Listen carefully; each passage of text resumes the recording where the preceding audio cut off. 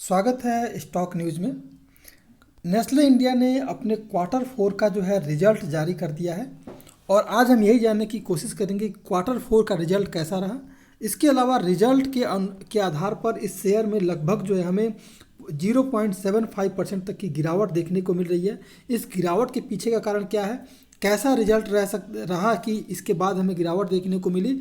अगर पिछले एक महीने की बात की जाए तो लगभग जो है इस शेयर में 6% तक की हमें इसमें गिरावट देखने को मिल रही है। वहीं अगर बात करें तो एक साल की बात करें तो लगभग इसमें 8.5% तक की हमें तेज़ी देखने को मिल रही है।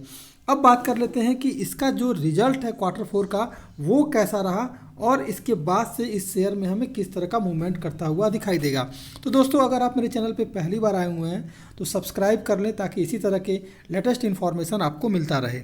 मेरे एनएससी की वेबसाइट पर हैं, हम ये जानने की कोशिश कर रहे हैं कि आज जो ट्रेडिंग सेशन है वो कैसा रहा।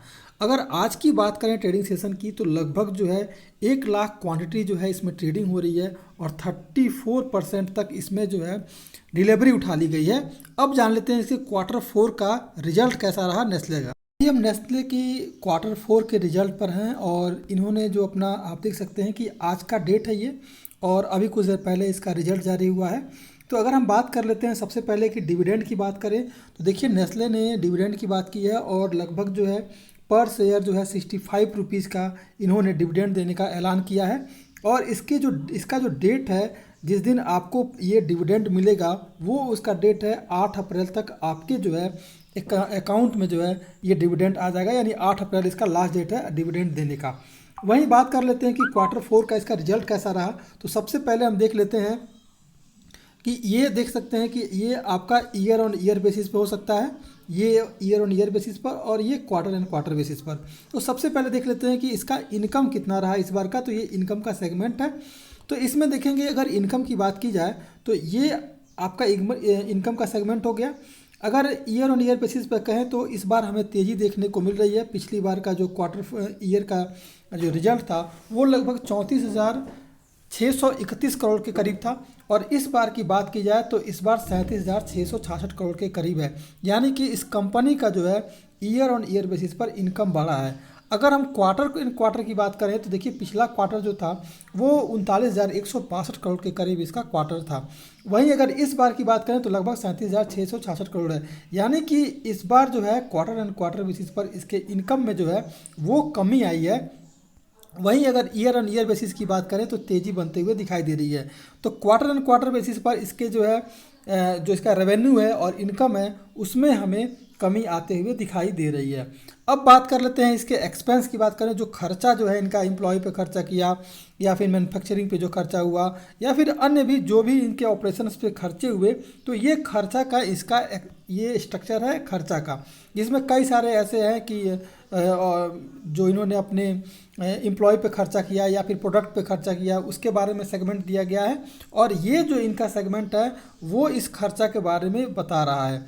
तो बात करें अगर इनका कुल कितना खर्चा आया हुआ है तो अगर ईयर ऑन ईयर बेसिस पे खर्चा की बात करें तो देखेंगे जो इस बार का खर्चा है वो लगभग 30,229 करोड़ के करीब खर्चा हुआ है। वहीं अगर हम बात करें पिछले साल की खर्चे की बात करें तो लगभग 27,930 करोड़ के करीब इनका खर्चा था। यानी कि ईयर ऑन ईयर बेसिस पे खर्चा में वृद्धि हुई है। अगर हम बात करें क्वार्टर एंड क्वार्टर बेसिस पर तो पिछला जो क्वार्टर था उसमें लगभग 30,819 करोड़ रुपया खर्चा हुआ था, लेकिन इस बार जो है 30,229 करोड़ रुपए के करीब खर्चा हुआ है। यानी कि ईयर ऑन ईयर बेसिस पर खर्चा जो है वो उसमें जो है हमें वृद्धि देखने को मिल रही है, लेकिन क्वार्टर एंड क्वार्टर बेसिस पर हमें भी इसमें थोड़ी सी कमी आते हुए दिखाई दे रही है। यानी कि इनका रेवेन्यू कम हुआ है, इनकम कम हुआ है क्वार्टर एंड क्वार्टर बेसिस पर, तो इसलिए जो है इनके जो है हमें खर्चा में जो कमी देखने को मिल रही है। वरना जो है ये ईयर ऑन ईयर बेसिस पर हमें इसमें तेज़ी देखते हुए बन रही है।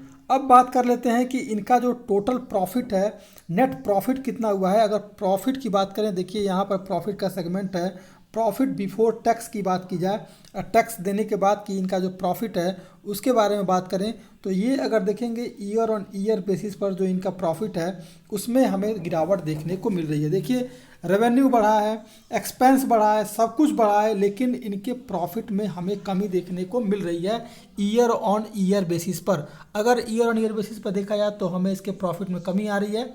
वहीं देखें अगर क्वार्टर एंड क्वार्टर बेसिस पर तो सबसे बड़ा जो है कमी जो है क्वार्टर एंड क्वार्टर बेसिस पर देखने को मिल रहा है। यानी कि पिछला जो क्वार्टर था उसमें लगभग 8,342 करोड़ के करीब इनका प्रॉफिट था, लेकिन इस बार जो प्रॉफिट है वो 5,071 करोड़ के करीब इनका प्रॉफिट है। वहीं अगर हम पिछले साल की बात करें, ईयर ऑन ईयर बेसिस पे बात करें, तो पिछले साल से भी कम का प्रॉफिट इस बार इन्होंने नेस्ले इंडिया ने बुक किया है। इसलिए अभी आपको इस शेयर में गिरावट देखने को मिल रही है।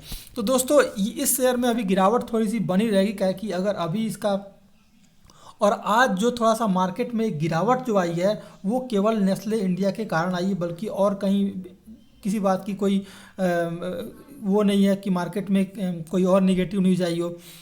इस मार्केट को अगर आज जो है केवल एक डायरेक्शन में चलाया है तो वो है केवल नेस्ले इंडिया। और नेस्ले इंडिया का जो क्वार्टर 4 का जो इस बार रिजल्ट आया है वो थोड़ा सा चिंताजनक बनाया है, और अभी थोड़ा सा इसमें कुछ दिनों तक गिरावट देखने को अभी और मिल सकती है।